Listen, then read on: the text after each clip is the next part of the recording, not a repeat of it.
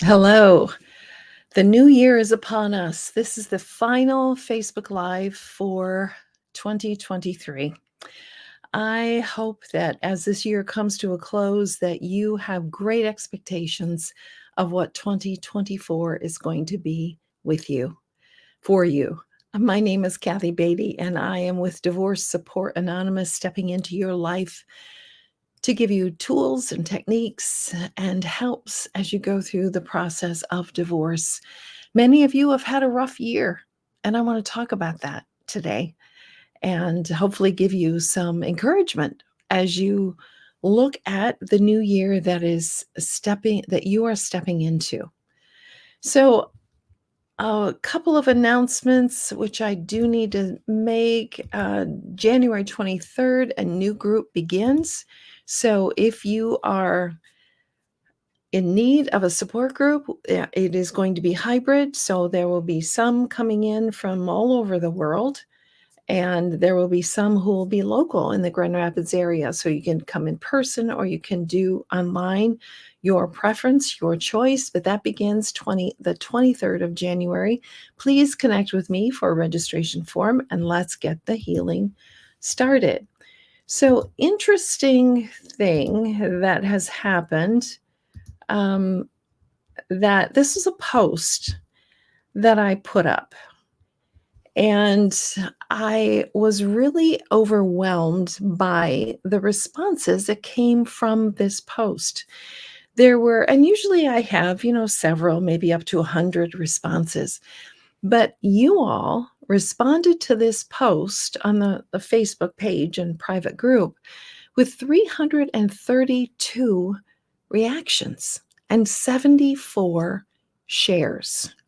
Now, this was not my quote, but I have been following and watching the numbers, and I am just amazed at how many have responded and that this resonated with. And it speaks so loudly to where some of you are. And I really need to address this before we talk about the new year, because this is part of our plan for the new year, really. For those of you who responded to this or have shared this, it speaks loudly to where you're at. And so it speaks to that you want to let go of revenge and you don't want to live in that toxicity anymore. You want the freedom to let go of the hurt and the cruelty that has happened to you. And what a marvelous thing that is for your own healing. And then point number 2 is that you realize that you have got to heal. You have got to work on your healing, because you don't want to go around and continue your life in this depth of despair or pain or of hurt. You want to be healed.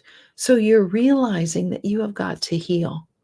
And point number 3 is that you realize that you've been hurt by some cruelty and you don't want to become like that. So this post really has amazed me over the last several weeks. I don't remember when I put it up, a couple weeks, 2 or 3 weeks ago, but the response has been incredible. And I know that it speaks loudly to those of you who have suffered great harm, but you're not willing to continue with that harm and you want the healing. How beautiful that is. You want to let go of the revenge. You want to realize that you have to heal, work on your healing. And you also realize that you don't want to be as cruel and as hurtful as what has happened to you. That is a really, really healthy sign for all of you. And for those 332 and the rest of you who resonated with it but did not respond or share, this has been a powerful post. And I'm grateful for that. So, an important part as we review past year and we look forward to the new year So I just have a couple of questions and then 4 points that I wanna make. And first of all, what will you do to help yourself heal? If you do nothing, you will simply carry around that baggage for years and years. And I've seen people who have carried it for years and years. What will you do to help yourself heal? You need a safe community. You may need a therapist. You may need a profoundly intelligent friend who is able to resonate and help you through this. But rare they are, I must say, those friends who are able and capable and qualified and skilled enough to help you through this healing. You need a community, a support group. You need a therapist. You need someone who's going to let you get rid of all of this pain that you have suffered and you have carried. And this is not just for those who were left in the marriage relationship, it is for those who have left the marriage relationship. So, what will you do to help yourself heal? And what will you dream? And how will you set goals for the upcoming year? And many of you think, "Oh, I don't know that I can set goals. I'm too overwhelmed by what's happening to you." Well, I have some resources, certainly. This is one. It's called Building Your Future After Divorce. It goes 8 weeks. It works you through every aspect of life, bringing you to a new life declaration. And it is a book you can do as a group, you can do on your own, or you could do I haven't offered this, group in quite some time, but if there was interest, I certainly would. So this is one tool that's going to help you in setting goals, allowing you to work through everything and to heal. And so one of the, back to question that I was asking earlier, what will you do to help yourself heal? 30 Days of Healing After Divorce. This little workbook, I've gotten so much good feedback. It's very simple. It doesn't take much a day. It has a few questions. It has a story. It has some points. And it has proven to be very helpful for a lot of people. So that is available to you online, Amazon, wherever, whatever vendor you use, Barnes and Noble, ChristianBooks.com, Amazon, it's there, it's easy to find. So, how will you dream? How you set goals? This workbook is going to help you do this. And the real question is, when will you start? Many of you will have good intentions and New Year's resolutions, right? And then before you know it, it will be December 29th of 2024, and you will be the same place that you were because you have not been intentional about your healing. I want to encourage you to start even before the year ends. You've got 2 days, but begin writing out a plan. Stop and listen to your heart and soul and mind and pray about, who am I, God? What would you have me to do? How would you have me to serve? Who would you have me to become? I promise you, God has better ideas than you could ever dream of. I've seen it too many times, but you have to start. You have to start. So when will you start? I hope it's tonight. I hope you pull out a journal, one of those many journals you may have on your bookshelf, or simply a piece of paper if you don't have a journal, and start writing. What do you want for the year 2024? Start now. So 4 points that I simply want to make, even though I've made a lot of points already. I'm going to number these simply as you end this year and begin the next. Recap the good. Over the past year, there have been some good things that have happened to you. Maybe it's a support system that you hadn't had before. Maybe it's a friend that showed up and really was of help to you.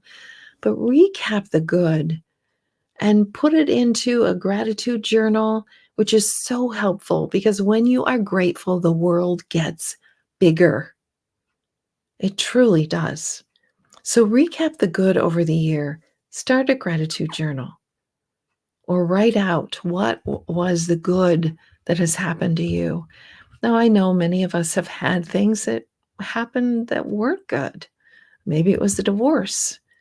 So use the negative for growth. Where is the lesson in what has happened that's negative to you? What has happened? Maybe that betrayal has taught you wisdom in not to trust a person. Maybe the negative has taught you an opportunity to put up boundaries where you didn't have boundaries, and that again is growth for you. Use the negative, list it out, write it out. It sticks in our brain better if we write it out. Write it out and then find the lesson. And this may take some prayer and struggling through to find the lesson and the growth that can come from the negative, but it is not in vain. And so use it for your growth. Be intentional in creating a new life. No one is coming to your door knocking and saying, "Hello, I brought you new life to you." No, it takes your involvement. It takes your intention. It takes your planning, your dreaming, your creating goals. Again, this book is going to help you in doing that. Be intentional about creating a new life.